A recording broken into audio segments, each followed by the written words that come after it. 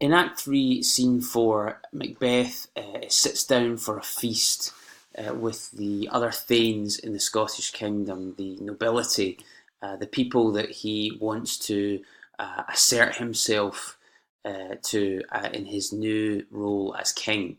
And I suppose that is the purpose of the feast. It's an opportunity for Macbeth to announce himself and to establish a degree of authority with these important people. And as we see, it goes disastrously wrong for him. So it's a tremendously important scene for these reasons. Now, going into this scene, we have already witnessed the death of Banquo, who, of course, Macbeth organised him to be assassinated, and we have seen that Fleance, who was also intended to be murdered, managed to escape. So Banquo, of course, isn't at the feast, and nor is Macduff, who seems, as we noted in an earlier scene, to be rather sceptical of all the things that have happened that has brought Macbeth to this position of power. So a very important scene, and as we'll see at the end, a very important turning point, I suppose, in Macbeth's character is reached by the end of this scene. The first quote that I want you to notice in this scene is this one that I've highlighted over here on the right. Just as Macbeth is kind of getting the feast started and kind of declaring the toast, the murderers, one of the murderers, he comes in to the room and wants a word with Macbeth to let him know what has happened. And of course, the murderer is able to tell Macbeth that Banquo has been successfully dispatched, but of course, Fleance has escaped. And Macbeth utters this really lovely little phrase here. He says, "But now I am cabined, cribbed, confined, bound to saucy doubts and fears." This is all as a result of the fact that Fleance has escaped. Remember, Macbeth is was afraid of Banquo and is afraid of Fleance because the witches prophesied that Banquo, although he would not himself sit on the throne, he would father a line of kings. So he's afraid that Fleance has escaped. But this phrase, cabin, cribbed, confined, bound to saucy doubts and fears, is a really good one and a useful one to have up your sleeve in a critical essay exam, because it encapsulates really the position that Macbeth has got himself in so nicely, that he is a man full of fears, full of anxiety and concern over how he can maintain his position. Having murdered King Duncan to take the throne, he understands that more killing is required in order to keep him there. So, moving further on through the scene, what an extraordinary thing happens. I suppose not extraordinary in terms of kind of this style of theatre, but to maybe perhaps the modern audience, a kind of extraordinary moment where the ghost of Banquo appears at the feast. Macbeth is kind of standing and maybe declaring a toast, and he goes to sit down, and he sees that his place at the feast has been taken by Banquo. And of course this provokes this extraordinary reaction to him. He's terrified, he's kind of shouting at this ghost that of course only he can see. And Lady Macbeth desperately tries to cover for her husband, because she's aware that the other Thanes are there and be kind of asking questions about what's going on. And so she excuses Macbeth by saying that this is just a sort of fit almost, and a kind of medical condition that he's had since he was a young man. It's nothing to be afraid of. And so she tries to keep a lid on the situation, tries to keep things as normal as possible. Remember, Lady Macbeth, right from the beginning, she has been someone who has been living in denial And her strategy here, again, is just to deny the problem, cover it up, make everybody everything seem normal. And, for a moment it seems like it's going well. Macbeth calms down, the ghost disappears, and they're again just about to return to the feast, and the ghost once again appears. And at that point, Macbeth is absolutely kind of frantic, out of his mind, and Lady Macbeth is very afraid at that moment that Macbeth is going to say something really truly incriminating. I mean, it is odd, and it would be hard, I guess, if you had any suspicions about Macbeth before this feast, as a Thane, witnessing Macbeth react this way, and I guess when you subsequently learn that Banquo has been murdered, you put two and two together. It's very hard to imagine that you wouldn't have suspicions about Macbeth after this scene. But Lady Macbeth is very afraid that he is going to suddenly say something that's, obviously incriminating. And so she abruptly ends the feast, tells them all to leave, and in the end, it's just Macbeth and Lady Macbeth on the stage.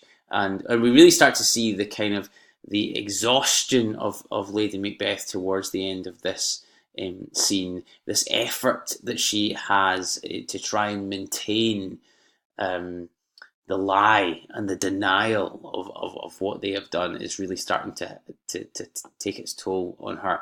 And there's this really important little exchange towards the end of the scene where all the Thanes have left, and it's just Macbeth and Lady Macbeth on the stage. Macbeth utters this very famous line, "It will have blood, they say, blood will have blood." And it's a really lovely expression of the fact that killing demands more killing.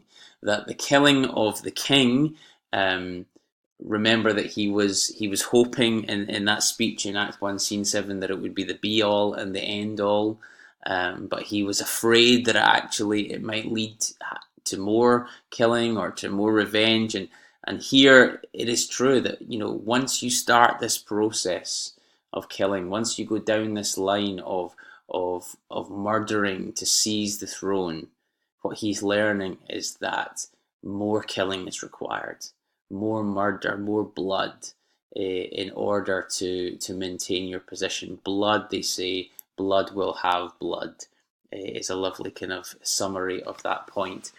He then goes on to express some suspicions that he's having about Macduff, who has conspicuously not appeared at the feast, as we said earlier. And then he utters this really interesting line where he says, "I hear it, by the way, but I will send. There's not a one of them." That's to say, there's not a nobleman, there's not a thane, but in his house I keep a servant feed. And that's just a little indication of an incredible spying network that seems to have arisen under Macbeth's charge. That he keeps a servant feed. That is to say, he has a spy on his payroll.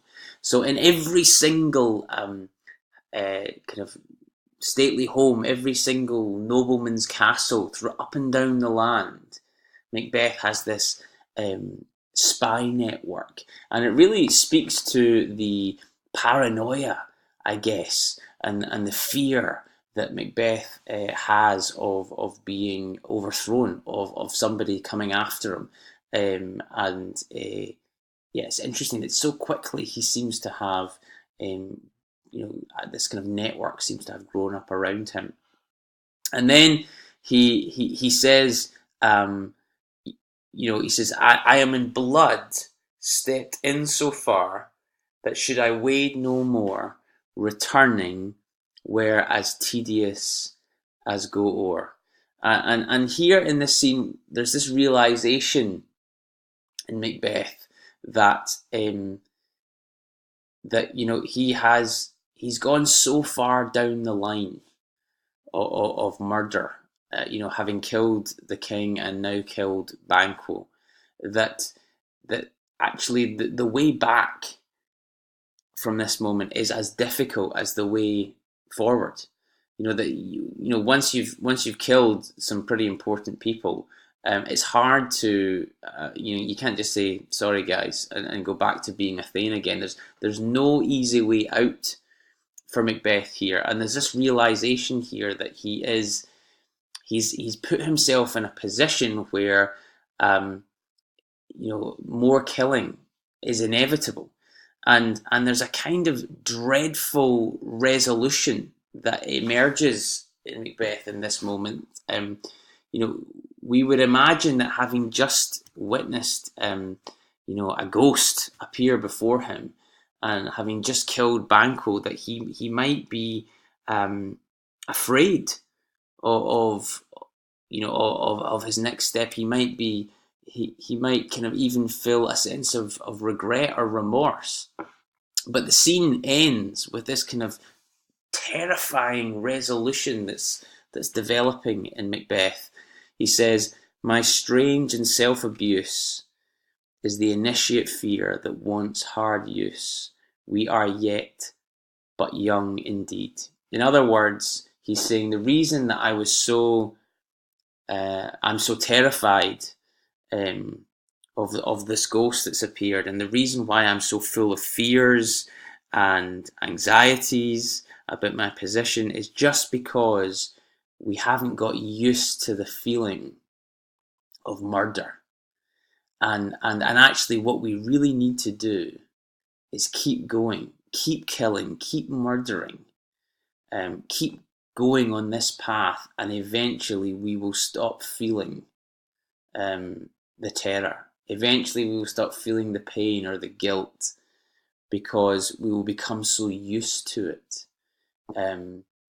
It's a dreadful resolution that he reaches at the end of the scene, just at the moment where you feel that he might be so scared out of his wits, or so terrified that he might kind of step back from the brink, as it were. The resolution comes that actually, no, we are going to proceed in this course, and we will make ourselves used to killing. It's a dreadful moment.